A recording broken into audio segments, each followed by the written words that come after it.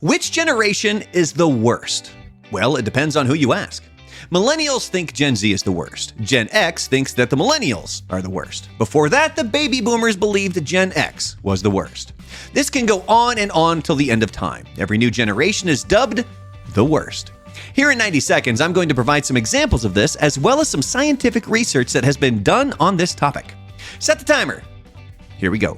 All the way back in the 4th century BCE, adults were complaining about the youth. Aristotle is quoted as saying they think they know everything and are always quite sure about it. Even before him, Socrates said that children now love luxury, they have bad manners, contempt for authority, they show disrespect for elders, and love chatter in place of exercise. And this trend can be seen through time. Whether it's a quote about millennials, such as millennials are lazy and think basic tasks are beneath them, or a quote from the 1950s, saying many young people are so pampered nowadays that they had forgotten that there was such a thing as walking and they made automatically for the buses. This quote comes from 1995 about Generation X. The traditional yearning for a benevolent employer who can provide a job for life also seems to be on the wane. In particular, they want to avoid low-level jobs that aren't keeping them intellectually challenged. So I think this pretty much establishes that blaming the youth is nothing new. But why does this happen? There is some truth about getting old and grumpy, but a study out of the University of California, Santa Barbara in 2019 shows that there is more to it than that.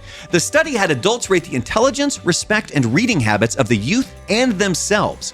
When compared side by side, the higher a person rated themselves in these categories, the lower they rated the youth. It's also been shown that we tend to forget what we were like when we were younger.